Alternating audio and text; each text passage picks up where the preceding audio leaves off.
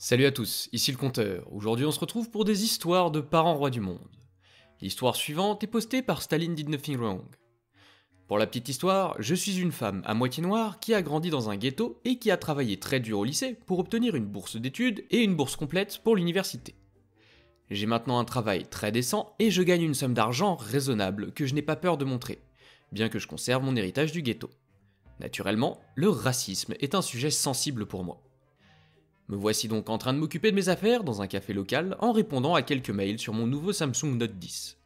C'est un jour de congé, alors je ne suis pas particulièrement bien habillé. Soit à capuche, pantalon de survêtement, vous connaissez la chanson. Arrive le casting. Reine du monde, généralement snob, comme si elle essayait vraiment d'avoir l'air riche mais que rien de ce qu'elle portait n'avait de valeur, des bijoux manifestement faux, etc.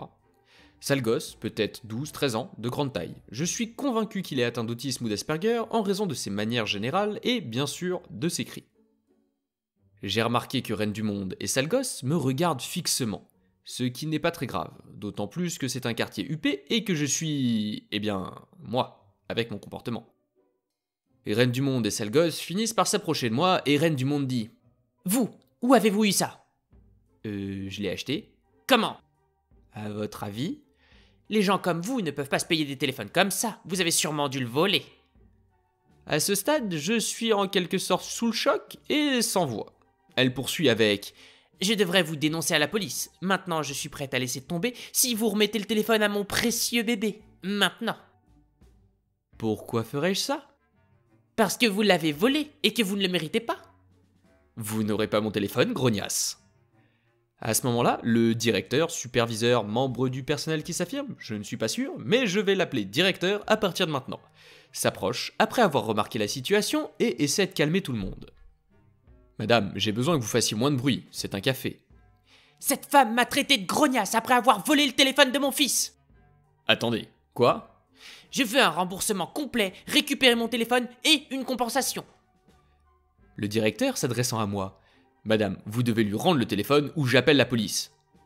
Mais c'est mon téléphone. C'est le téléphone de mon fils, grognasse. Madame, ce n'est clairement pas votre téléphone. J'appellerai la police si vous ne le rendez pas. À ce moment-là, Sale gosse hurle. Je ne peux pas vraiment comprendre ce qu'il dit, mais il tend la main vers mon téléphone. Ayant eu affaire au racisme toute ma vie, j'ai commencé à m'énerver contre trois. Alors, naturellement, la police a été appelée. La police m'a immédiatement appréhendé, et seulement moi, et a confisqué mon téléphone. Ils ont également pris les dépositions de Reine du Monde, Sale gosse et du directeur avant de prendre la mienne en dernier. À ce stade, vous auriez pu croire que j'étais une sans-abri noire qui venait d'agresser un enfant de 13 ans, si vous aviez cru ce qu'ils avaient raconté. Je leur ai fait ma déclaration et je leur ai dit que je refusais de coopérer davantage tant qu'ils n'auraient pas vérifié les images de sécurité. Le café a refusé de les laisser vérifier, car, selon lui, il était clair que j'étais une voleuse et que j'avais été appréhendé. Alors à quoi bon? Finalement, les vidéos des caméras de sécurité ont été vérifiées après plusieurs minutes de persuasion et tout est devenu très gênant après cela. La police s'est maladroitement excusée et est même allée jusqu'à dire « Nous ne travaillons pas sur des stéréotypes raciaux, nous répondons simplement à la scène qui avait été signalée. » Aucun membre du personnel du café ne m'a dit quoi que ce soit une fois que j'ai été appréhendé, je n'y retournerai donc plus. Sale gosse n'a jamais cessé de hurler, même lorsque je suis parti après avoir été relâché par la police. Reine du Monde ne semblait pas du tout perturbée par les images de sécurité et continue à prétendre que je devais l'avoir volé à quelqu'un d'autre, parce que les gens comme toi ne peuvent pas s'offrir ce genre de téléphone. Voilà donc une autre journée de congé gâchée par les parents rois du monde et le profilage racial. J'aimerais pouvoir dire que j'ai été surprise par le culot absolu de cette femme, mais pour être honnête, j'ai vécu tellement de situations de ce genre que plus rien ne me surprend. Quelle est la logique de cette dame? Tu es persuadé que quelqu'un a volé un objet, alors tu vas lui demander de te donner l'objet, mais pas parce que tu comptes remettre l'objet à la police ou essayer de retrouver la personne à qui l'objet a été volé, mais tu comptes le garder pour toi. Du coup, est-ce que ça ferait pas de toi un voleur à tout hasard? L'histoire suivante est postée par Frinsk. Il y a quelques jours, j'ai assisté à un mariage réservé aux adultes d'un collègue de travail. La cérémonie proprement dite s'est déroulée dans une très petite église. Il s'agissait donc essentiellement de la famille et d'amis proches, mais la réception a rassemblé environ 250 personnes. La réception s'est déroulée dans la salle de bal d'un hôtel très élégant. Elle n'était pas du tout adaptée aux enfants. Des verres en cristal, du linge de table coûteux, etc. Environ une demi-heure après le début de la réception, une scène a commencé et tout le monde a regardé. Reine du Monde se dispute bruyamment avec l'organisatrice du mariage. En tant que curieuse, je me suis approché pour entendre. Il s'avère que Reine du Monde a amené ses 4 jeunes enfants à la réception alors que les invitations indiquaient clairement « adultes seulement ». La Reine du Monde a insisté sur le fait que ses enfants, je devine l'âge, mais le plus vieux avait l'air d'avoir 8 ans et le plus jeune moins d'1 an, se comportaient très bien et que tout allait bien. N'oubliez pas qu'il était environ 19h30. L'organisatrice ne voulait rien savoir. Elle insistait sur le fait que les enfants n'étaient pas admis et qu'elle devait partir. Dans un dernier effort pour se faire admettre, Reine du Monde a hélé la mariée. La mariée s'est approchée et l'a écoutée un moment, puis elle a dit d'une voix sirupeuse « Bien sûr que tu peux entrer, Reine du Monde, mais tes enfants ne peuvent pas. » Elle a tourné les talons et est retournée auprès de son nouveau mari. Reine du Monde a pété les plombs, hurlant qu'elle avait été invitée, qu'elle n'avait pas pu trouver de babysitter, etc. 3 des garçons d'honneur l'ont escortée avec ses enfants jusqu'à la porte. Alors, il me semble que les invitations de mariage sont quand même données pas mal en avance, alors si tu n'as pas réussi à trouver un babysitter, je pense que c'est de ta faute. Après, comme c'est une reine du monde, je suppose qu'elle était prête à payer l'extraordinaire somme de 10 $ pour une soirée pour garder ses 4 précieux anges, parce que après tout, tu as le privilège de garder ses enfants.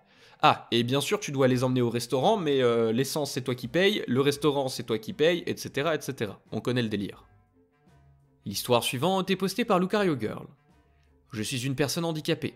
Je peux marcher, mais pas très loin sans ressentir une douleur atroce. Je suis allé à Disney avec ma famille pendant l'été. C'était très amusant, jusqu'à ce que, à la moitié de notre voyage, nous rencontrions Reine du Monde et Sale Gosse. Le casting, c'est moi, une ado un peu handicapée, ma formidable maman, le meilleur papa de tous les temps, l'agent de sécurité, Reine du Monde, une idiote, Sale Gosse, le pauvre père qui subit ses crétins, et mes sœurs, qui ne sont pas très importantes dans cette histoire. Nous passons à l'histoire. Ma famille et moi étions en vacances à Disney World pendant une semaine. Nous nous amusions beaucoup jusqu'à mercredi. Nous étions à Animal Kingdom et nous faisions la queue pour le Kali River Rapids. Tout à coup, Reine du Monde commence à dire des bêtises. « Bonjour, mon fils peut-il emprunter votre fauteuil roulant pour s'asseoir ?» Je suis désolé, notre fille doit s'asseoir là, elle ne peut pas bien marcher et ça lui ferait mal de marcher.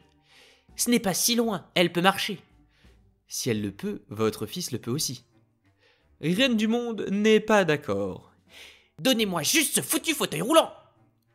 Mais sœur et moi n'en revenions pas de la stupidité absolue de cette dame.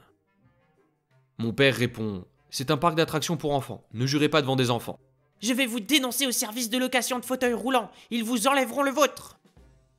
Allez-y, c'est notre fauteuil roulant, ils ne peuvent pas le prendre. Reine du Monde est très contrariée, mais ne parle pas pendant toute la durée de l'attente et du trajet.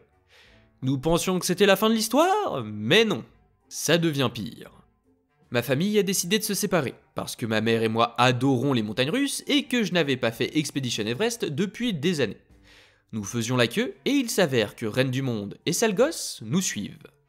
Le pauvre père n'était pas là, alors j'ai supposé qu'il ne voulait pas monter sur les montagnes russes. Je dirais que Sale Gosse avait peut-être 6-7 ans. Alors je ne savais pas si c'était normal de le laisser faire la montagne russe parce que j'aurais été terrifié à cet âge. Rebonjour, c'est bon si on passe devant vous? Pauvre père nous attend et on aura bientôt un fast-pass. Je suis désolé, mais vu la façon dont vous nous avez traités tout à l'heure, je me fiche éperdument que vous ayez bientôt votre fast-pass. J'ai besoin de m'asseoir dans le fauteuil roulant, j'ai mal aux jambes. Laissez-nous passer maintenant ou donnez-moi le fauteuil roulant. Je réponds. Écoutez madame, je dois m'asseoir dans ce fauteuil, il ne peut pas s'y asseoir avec moi dedans. Reine du Monde me tire alors hors du fauteuil roulant et y met son enfant. Elle essaie ensuite de partir, mais les autres clients ne lui permettent pas, car ils étaient en train de regarder ce qui se passait. Juste à ce moment-là, un agent de sécurité arrive et évalue la situation parce qu'il a entendu l'agitation. Que se passe-t-il ici? Ces 2 personnes essaient de voler mon fauteuil roulant. L'agent de sécurité à ma mère. C'est vrai? Non, cette femme a volé notre fauteuil roulant dont ma fille a besoin. Les passants commencent à raconter à l'agent de sécurité ce qui s'est passé. Ils mentent, j'ai loué ce fauteuil roulant pour mon fils qui est handicapé. C'est cette phrase qui lui a gâché ses vacances. Ok, je vais devoir placer cette femme en garde à vue jusqu'à nouvel ordre. Reine du monde qui pensait avoir gagné. Quoi? Mais je n'ai rien fait de mal. Vous venez de mentir à un policier. Ce fauteuil roulant n'appartient pas au parc, donc il doit leur appartenir. Finalement, l'agent de sécurité et ses amis nous ont demandé si nous voulions porter plainte. Nous avons dit oui et l'avons inculpé pour agression. Après cela, ma mère et moi avons profité de l'attraction et avons raconté au reste de la famille ce qui s'était passé. Ils étaient abasourdis et nous en rions encore aujourd'hui. Encore une fois, je comprends pas la logique de ces gens.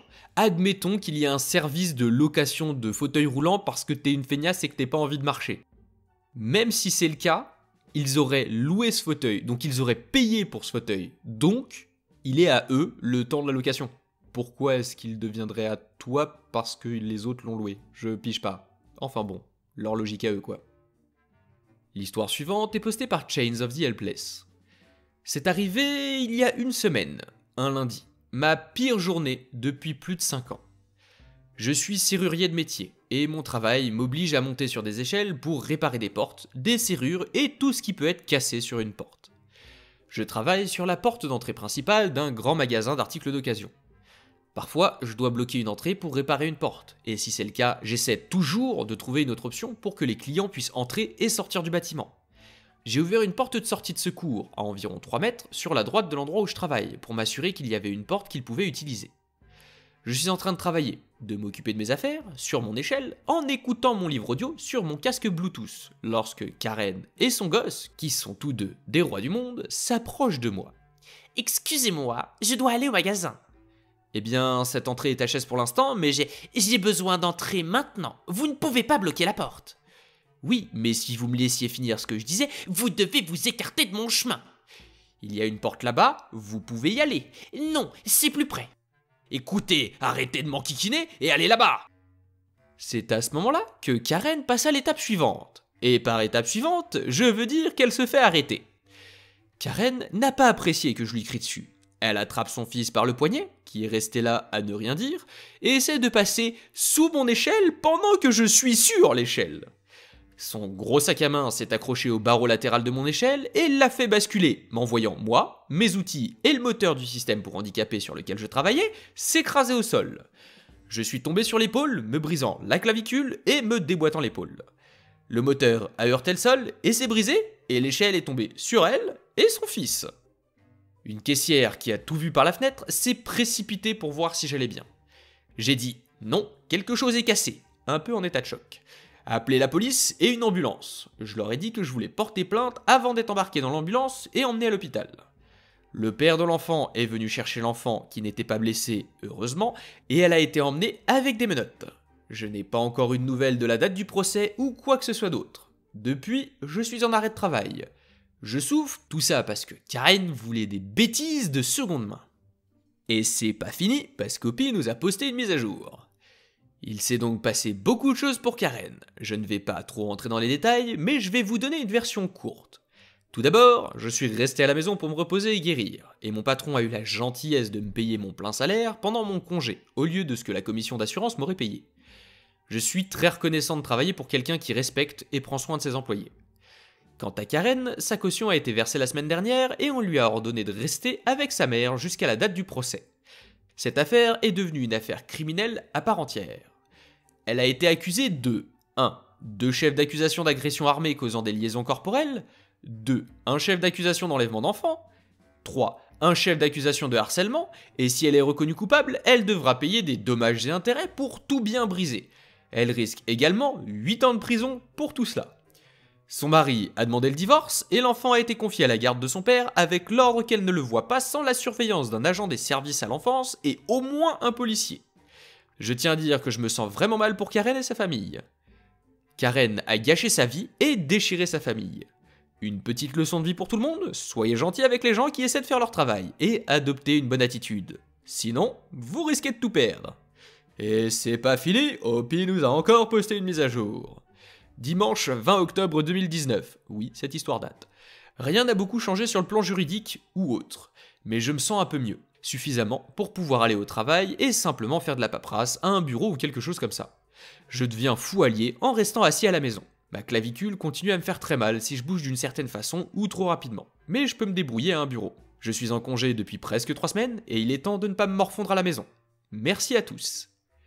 Ah Hopi, t'étais pas prêt pour ce qu'allait suivre en 2019. Et c'est toujours pas fini, Hopi nous poste une dernière mise à jour. C'est fini. Les rendez-vous au tribunal et les avocats, c'est terminé. La route a été longue. Tout d'abord, Karen a été inculpée et officiellement condamnée. 30 000 $ de dommages et intérêts. Ça comprend les frais médicaux. 4 ans de prison. 2 ans de mise à l'épreuve. Son fils a peur d'elle. Sa famille ne s'est même pas présentée à l'audience de détermination de la peine. Je suis heureux, je suis guéri et je me sens bien maintenant. Je préfère me prendre la tête pendant 3 minutes avec le gars qui est en train de réparer la porte plutôt que de marcher 3 mètres sur le côté pour prendre l'autre porte. Parce que le conflit, c'est la vie. L'histoire suivante est postée par Cosplay Baby 13. Petite histoire, je travaille comme acteur dans une maison hantée. J'aime tellement ce travail que je l'attends avec impatience chaque année. Maintenant, nous avons une limite d'âge. Tu dois avoir 16 ans ou plus pour y assister seul. Toute personne plus jeune doit être accompagnée d'un parent.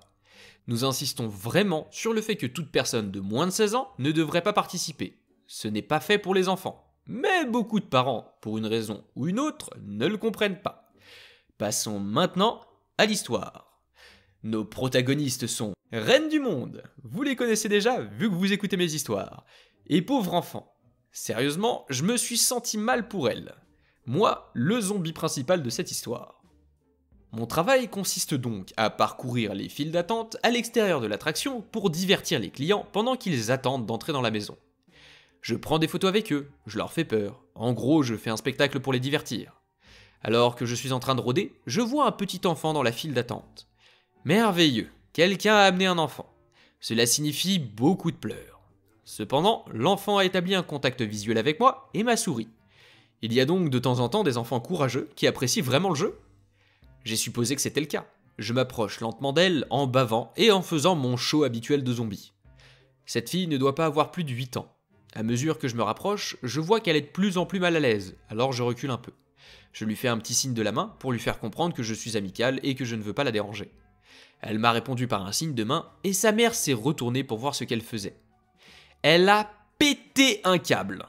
Elle a commencé à me crier que j'étais un pervers pour avoir regardé sa fille, que je lui faisais peur et que je devais avoir honte. Comment ai-je osé faire peur à sa fille? Je l'ai traumatisée à vie. Bla bla bla. Pendant ce temps, sa fille a plus peur de sa propre mère que du zombie qui se trouve devant elle. Je baisse la voix pour que les autres clients n'entendent pas car je veux pas trop casser le personnage. Je lui explique qu'elle a payé pour que sa fille vienne ici, que nous faisons peur aux gens dans une maison hantée. Et que si elle est vraiment si effrayée, je serais ravi de les raccompagner à la sortie. Cela a semblé l'énerver encore plus, et elle m'a dit que je la discriminais, elle et sa fille, simplement parce que c'est une enfant. C'est alors qu'elle a enfreint une règle importante. Elle m'a poussé. Et je dis bien poussé. Je suis tombé à la renverse dans une grande flaque de boue. J'ai déjà été poussé auparavant. Certaines personnes ont cette réaction lorsqu'elles ont peur, et s'excusent rapidement. Je n'ai pas été blessé, juste sali. Cependant, il s'agissait d'un acte délibéré, pas d'un accident. Le règlement stipule que je dois le signaler. Je suis allé voir la police sur place et ils ont dû escorter la mère et la fille hors de la propriété. La mère a crié pendant tout ce temps qu'il s'agissait d'une escroquerie, que des pédos travaillaient ici, bla bla bla. Leçon pour tous les parents. Si vous amenez un enfant dans une maison hantée, sachez que nous allons lui faire peur. C'est juste notre travail. Est-ce que ces gens sont heureux dans leur vie? Ils cherchent tellement tout le temps le conflit, ça doit être épuisant. C'est tout pour aujourd'hui, alors si la vidéo vous a plu, pensez à laisser un like et à la partager, sans oublier de vous abonner si c'est pas déjà fait, et d'activer la cloche pour pas rater les prochaines. N'hésitez pas à laisser des commentaires, je les lis tous et ça me motive à continuer. Les plateformes de soutien sont en description si certains veulent me soutenir financièrement. C'était le compteur, on se retrouve bientôt pour de nouvelles histoires.